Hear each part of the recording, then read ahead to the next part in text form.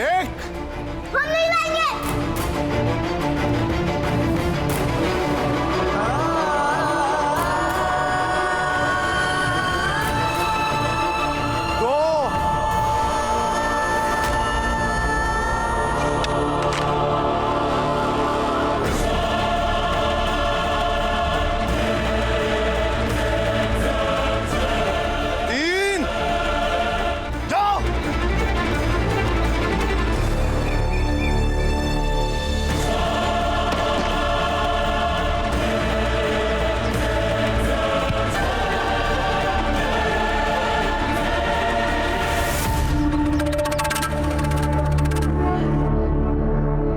आप लोग अंदर जाओ, बाद में शुद्धिकरण करवा लेंगे।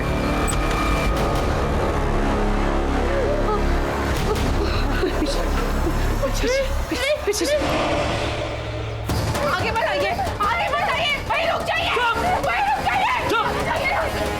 तेरी एक टांग टूटी है ना, दूसरी भी तोड़ो। ये टांग भी है, आप ऐसा नहीं कर सकते। चुपचाप इस लड़की को हमारे हवाले कर दो। चलो छोड़ दीजिए इसे। मैं हाथ जोड़ती हूँ। अरे हट, छोड़ इसे। अरे देवदासी है ये। बच्ची को छोड़ दीजिए।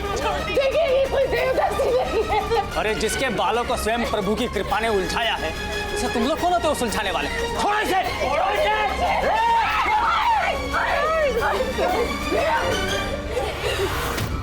अरे जरा देखो, देखो इस लड़की को, इस पर ईश्वर की कृपा है।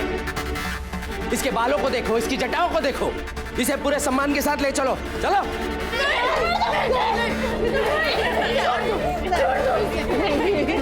छोड़ छोड़ छोड़।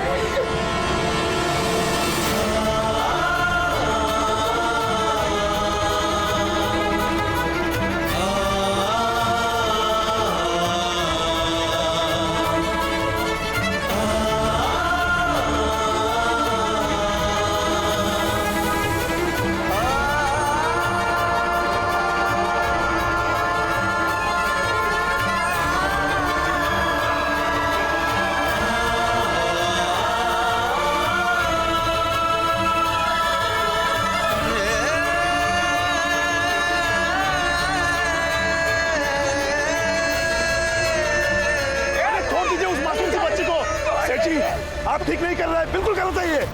हाथ जोड़ती हूँ आप सब लोगों के सामने, उसे छोड़ दीजिए। अरे छोड़ दीजिए उसे।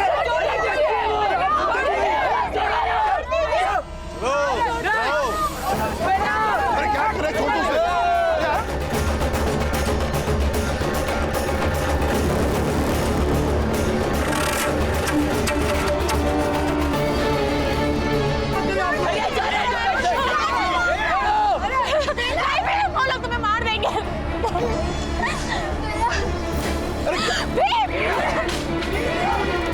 सर्वज्ञ महाराज की, सर्वज्ञ महाराज की, सर्वज्ञ महाराज की, सर्वज्ञ महाराज की।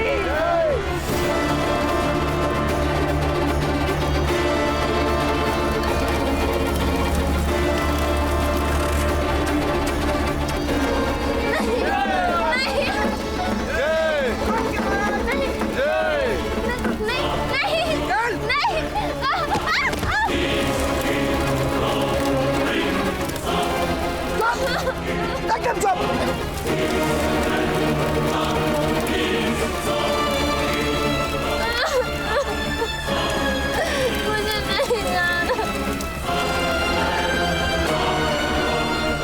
नहीं नहीं, मुझे नहीं जाना।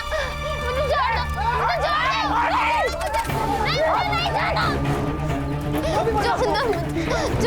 छोड़ो मुझे। कोई भी आगे बढ़े, काट दो उसे। मुझे छोड़ दीजिए, छोड़ दो मुझे नहीं जाना आप लोगों के साथ। छोड़ो मुझे, छोड़ दीजिए उन्हें। मेरे दीदी कोई देवदासी नहीं है, छोड़ दीजिए उन्हें। छोड़ दीजिए, छोड़ दीजिए। मासूम सी बच्चा।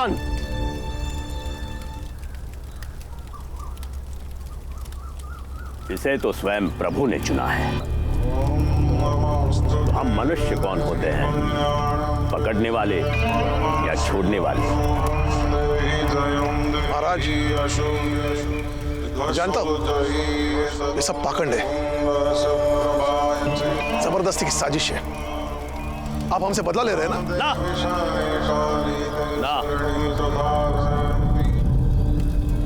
बदला लेना तो मूर्ख मनुष्यों की प्रवृत्ति है। सदैव प्रभु के स्मरण में रहने वाला हमारे जैसा व्यक्ति बदले के बारे में सोचेगा भी तो वो पाप है।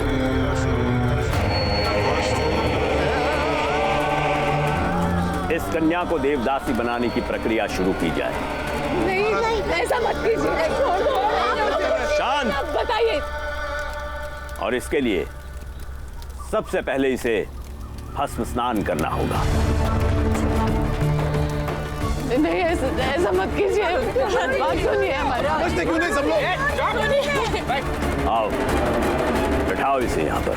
नहीं, छोड़ो मुझे, छोड़ो। और तुम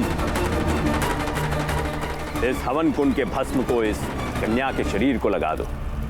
रुक जाइए, आप ऐसा मत कीजिए।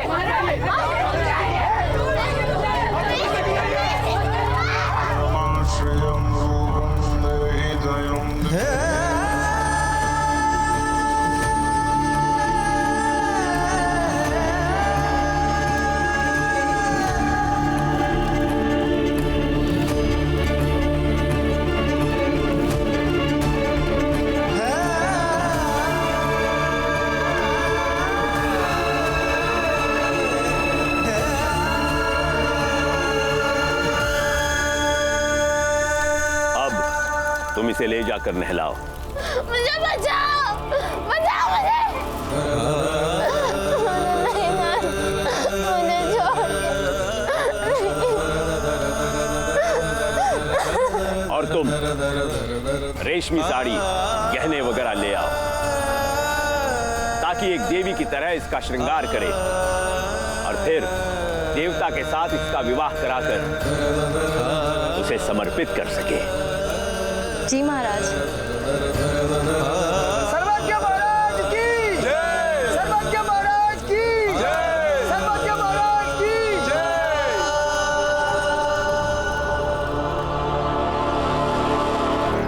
पापा क्या करें?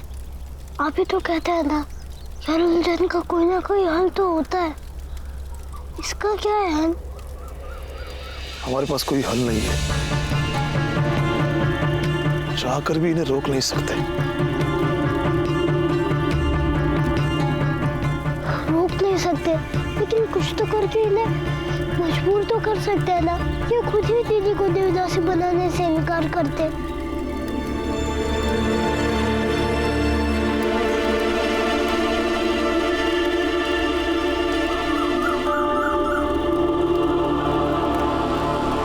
भीमा भाई,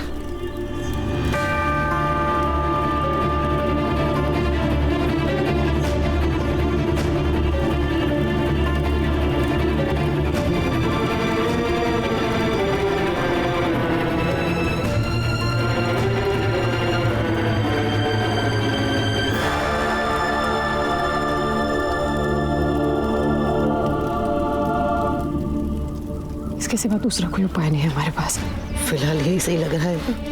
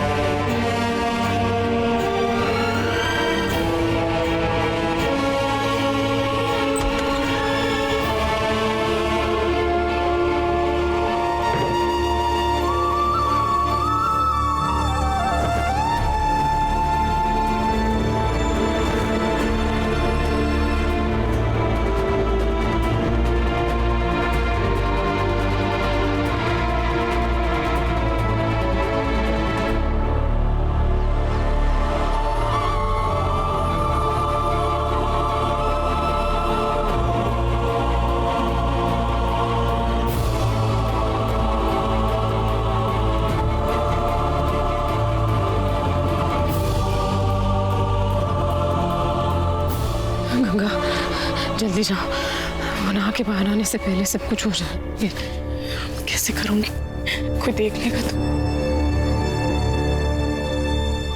हाँ भीम, क्या तुम अपनी बातों से इन लोगों का ध्यान भटा सकते हो? तो मैं पीछे के रास्ते से बेला के पास जाती हूँ, अगर मिल पाई तो हम उसे बचा सकते हैं। ठीक है? ठीक है दीदी। क्या करेगा?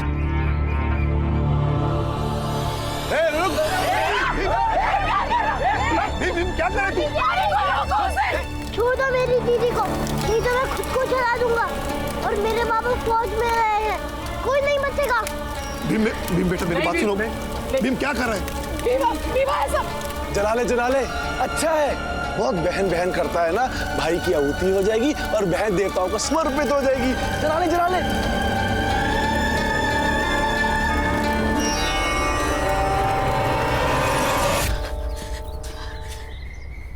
दीदी,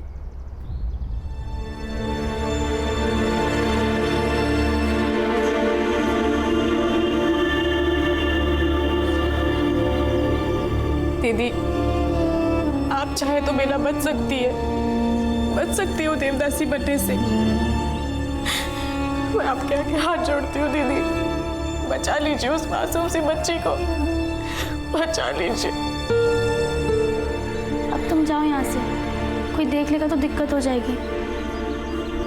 दीदी जाओ। तुम चाहो तो स्वयं इस हवन कुंड में आत्मदाह कर सकते हो। मैं अकेले आत्मदाह नहीं करूंगा महाराज, बल्कि मेरे समाज के कई लोग आकर यहाँ आत्मदाह करेंगे। और फिर ये तब तक चलता रहेगा जब तक आप मेरी दीदी को छोड़ नहीं देते।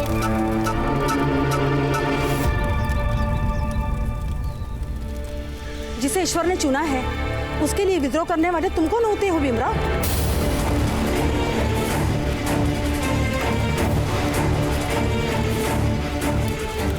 मैं धन्य हो गई, ईश्वर ने मेरे नातिन को अपनी सेवा के लिए चुना है और उसका जीवन ईश्वर के चरणों में समर्पित होगा। उसकी भक्ति से ईश्वर भी प्रसन्न होकर मुझे वैकुंठ धाम भेजेंगे। जो मेरे शरीर के घाव हैं, ये मेरे पापों की वजह से हैं, जिसे मेरी बेटी की बेटी पुण्य और ईश्वर सेवा से काटेगी।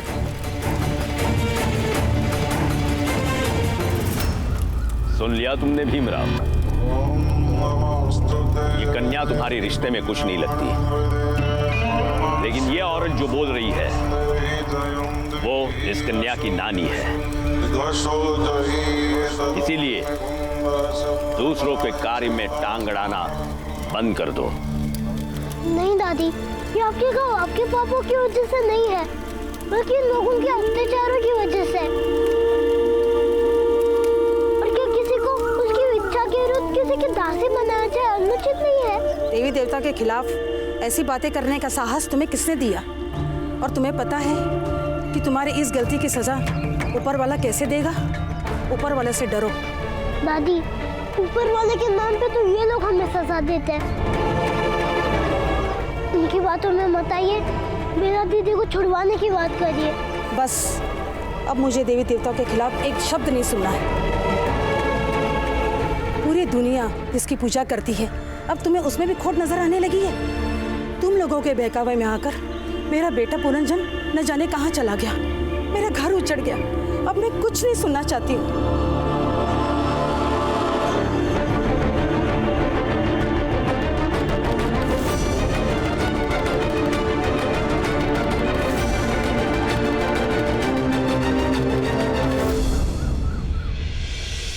भीम इधर आ, तेरी बात कोई नहीं सुनेगा। हाँ भीमा, आजा। आज पहली बार उचित बात किए हो राम जी।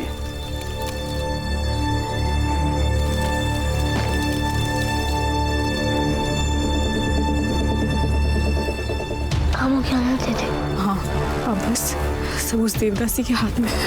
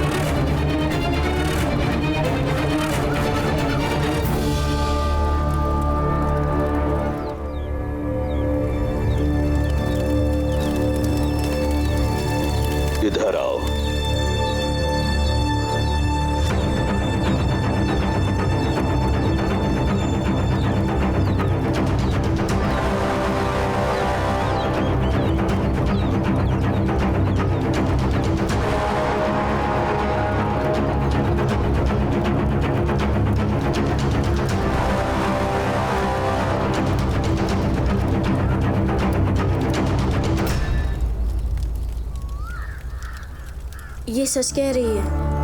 अभी उसके रसवला का समय चल रहा है। ये कैसे हो सकता है? मुझे ऐसे तो नहीं लगा था। लेकिन ये सच कह रही है महाराज, हमने हमारी आंखों से देखा है।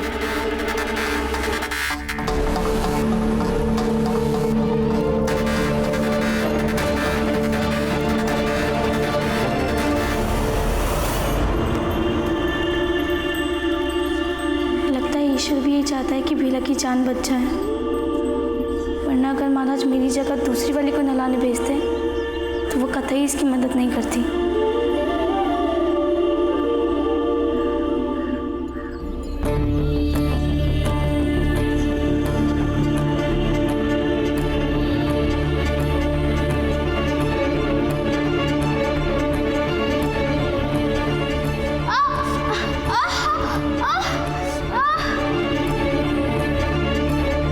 जो लड़कियां रजस्वला होती हैं उन्हें देवदासी नहीं बनाया जाता।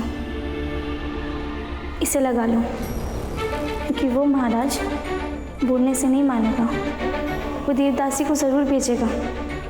वो आके जब परीक्षण करेगी, ये रहेगा तो उसे मेरी बात पर तसल्ली रहेगी। जाओ।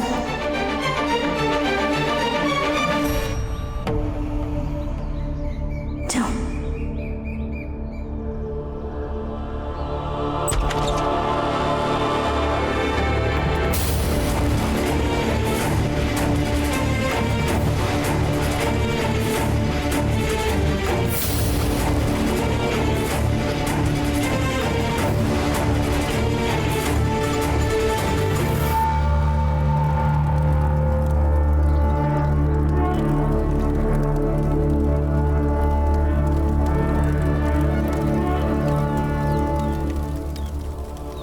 लेकिन ये कन्या फिर भी देवदासी बनेगी।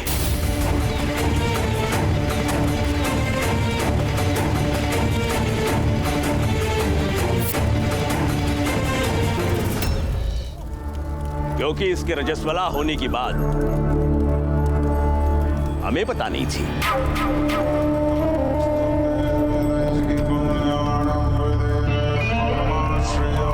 हमने तो इसे कब का ईश्वर को समर्पित कर दिया था। और एक बार किसी भी वस्तु को ईश्वर को समर्पित किया जाए तो क्या उसे वापस लिया जा सकता है? नहीं।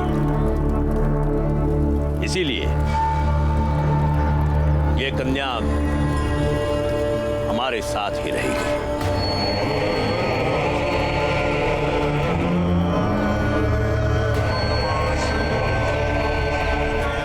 हम इसे ईश्वर की मूर्ति को स्पर्श करने नहीं देंगे।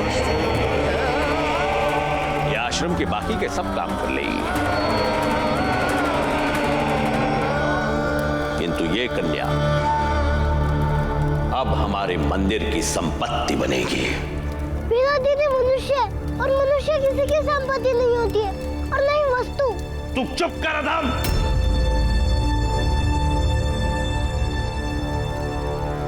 तो आप क्यों धर्म वाला कार्य कर रहे हैं महाराज? ऐसी कन्या का जब देवदासी बनना वर्जित है तो आप ऐसा कैसे कर सकते हैं? इससे देवदासी की गरिमा को ठेस पहुंचेगी। अगर मैं देवदासी हूँ तो मैं इस पद पर किसी अयोग्य लड़की को आने दे सकती हूँ? मैंने अपना परिवार, अपना घर-बार, अपना पूरा जीवन, अपना सब कुछ ईश्वर के चरणों पर समर्पित कर दिया है, वो भी पूरी पवित्रता के साथ। और ऐसा हमारी मंदिर की सारी देवदासियों ने किया है। हम सैकड़ों देवदासियों ने ईश्वर से विवाह किया है, और तब हम पवित्र और शुद्ध थे। तो आज मैं उसी ईश्वर का विवाह एक अशुद्ध और अपवित्र लड़के के साथ कर सकती हूँ?